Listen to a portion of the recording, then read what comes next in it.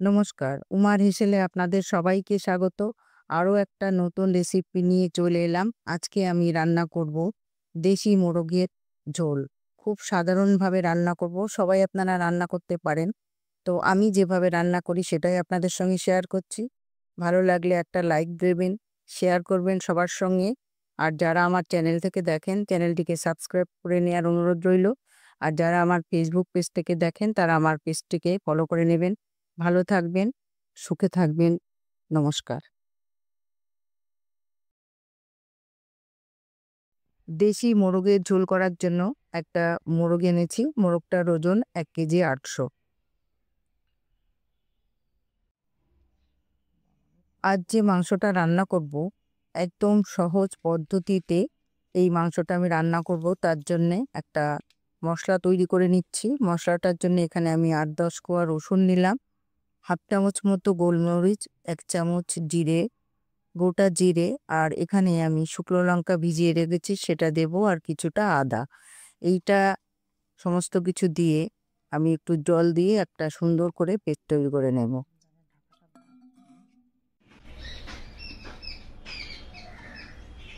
কড়াইতে তেল দিলাম, তেলটা গরম হয়ে যাওয়ার পর এখানে আলু দিলাম।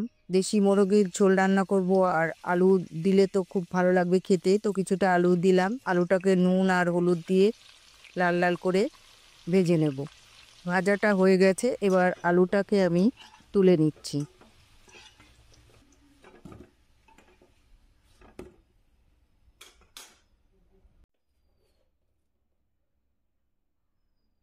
আলু তুলে নিয়েছি। এবার এই তেলের মধ্যে ১ চামচ মতো গোটা জিরে দিয়ে দিলাম, আর এখানে দেব ৪-৫টা শুকনো লঙ্কা।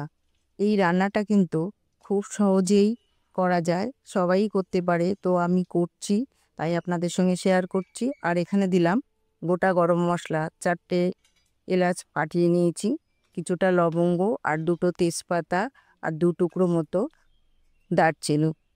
এই সমস্ত কিছু দিয়ে একটু ভাজা ভাজা করে নেব। ভাজা গন্ধ বেরিয়ে গেছে।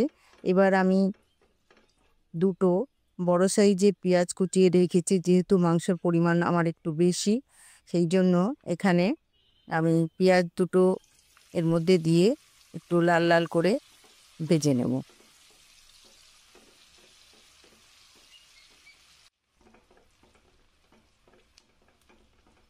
পেঁয়াজটা একটুখানি নেড়ে চেড়ে আমি ভালো করে ভেজে নিয়েছি। পেঁয়াজ ভাজা হয়ে গেছে। এবার এর মধ্যে আমি দিয়ে দেব একটা মিডিয়াম সাইজের টমেটো। টমেটোটাকেও একটু ভালো করে নুন দিয়ে একটুখানি ভালো করে কষিয়ে নেব, যাতে সেদ্ধ হয়ে যায়। সেদ্ধ হয়ে গেলেই আমি নেড়ে চেড়ে আরও একটুখানি কষিয়ে নেব।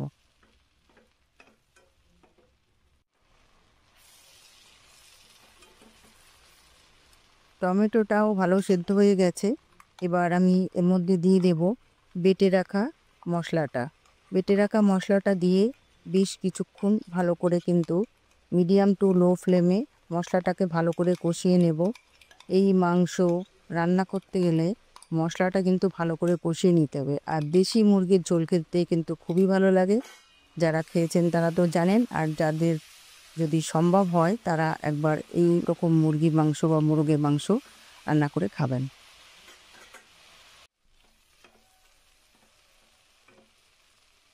মশলাটা কিন্তু একটুখানি সময় আমি কষিয়ে নিলাম।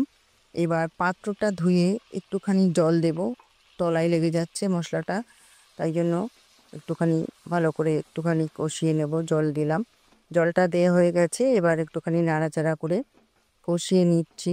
আর এবার আমি যে মোরগটা কেটে ধুয়ে পরিষ্কার করে নিয়েছি, সেই মোরগের মাংসটা পুরো এর মধ্যে দিয়ে মশলার সঙ্গে ভালো করে কষিয়ে নেব। একটু ঢাকা দিয়ে, যেহেতু দেশি মোরগ, একটু ঢাকা দিয়ে দিয়ে কষিয়ে নিতে হবে একটু মিডিয়াম টু লো ফ্লেমে। বেশি হাই ফ্লেমে কষালে মশলাটা ধরে যাবে, তো মশলাটা ওই জন্য আস্তে আস্তে কষিয়ে নেব। মাংসটা পরিষ্কার করে ধুয়ে নিয়েছি, আর মাংসটা এবার এর মধ্যে আমি দিয়ে ভালো করে মশলার সঙ্গে মিশিয়ে ঢাকা দিয়ে ভালো করে আস্তে আস্তে কষিয়ে নেব।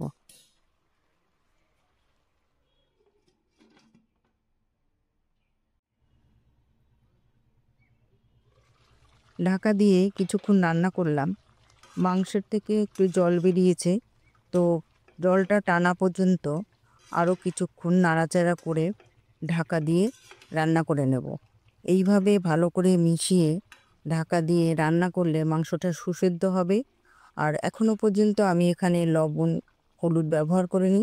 এবার স্বাদ মতো আমি এখানে লবণ দিয়ে দিচ্ছি, যদি লাগে পরে আবার দেখে দিয়ে দেব। আর এখানে পরিমাণ মতো হলুদ দেব। এই সমস্ত কিছু দিয়ে ভালো করে আরও মাংসের সঙ্গে মিশিয়ে জলটা টেনে যাওয়া পর্যন্ত ঢাকা দিয়ে আরও কিছুক্ষণ রান্না করব।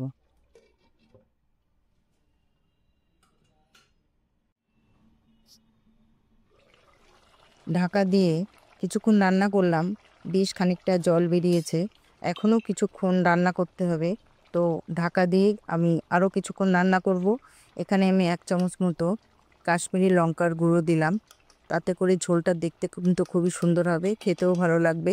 তাই জন্যে আমি এখানে 1 চামচ মতো কাশ্মীরি লঙ্কার গুঁড়ো দিলাম। এবার একটু নাড়াচাড়া করে মিশিয়ে ঢাকা দিয়ে জলটা শুকিয়ে যাওয়া পর্যন্ত রান্না করব। এবার খানিকটা ঢাকা দিয়ে রান্না করার পর ফিরে আসলাম। এবার এখনও খানিকটা জল আছে, আরও কিছুক্ষণ ঢাকা দিয়ে রান্না করে জলটাকে পুরো আমি শুকিয়ে নেব।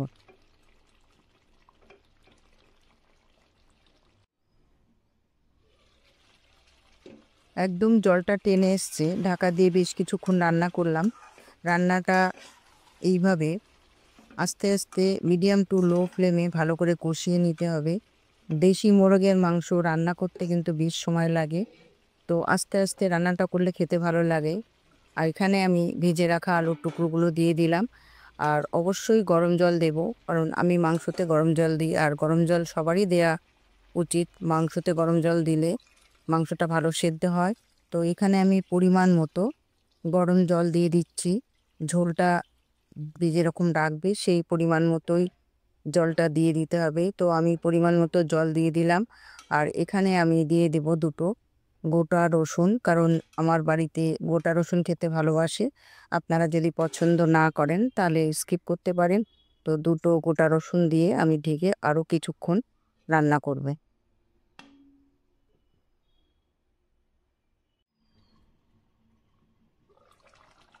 ঢাকা দিয়ে রান্না করলাম, রান্নাটা আমার হয়ে এসছে।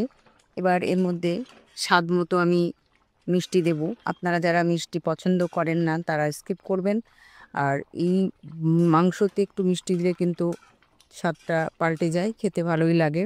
আর এখানে আমি গরম মশলা দেব 1 চামচ মতো। আর যারা ঘি পছন্দ করেন ঘিটাও দিতে পারেন, তার স্বাদটাও কিন্তু খুব ভালো লাগে। তো আমি আজকে এখানে ঘি ব্যবহার করছি না। তো স্বাদ মতো চিনি দিয়ে দিলাম, আর একটুখানি আমি গরম মশলা দেব। এই সমস্ত কিছু দিয়ে ভালো করে মিশিয়ে ঢাকা দিলেই আজকে আমার রান্নাটা একদম রেডি। গরম গরম ভাতের সঙ্গে কিন্তু দেশি মুরগির পাতলা ঝোল খেতে কিন্তু খুবই ভালো লাগে। তো রান্নাটা আজকে এই পর্যন্ত। আবার নতুন কোনো রান্নায় আপনাদের সঙ্গে দেখা হবে। ভালো থাকবেন।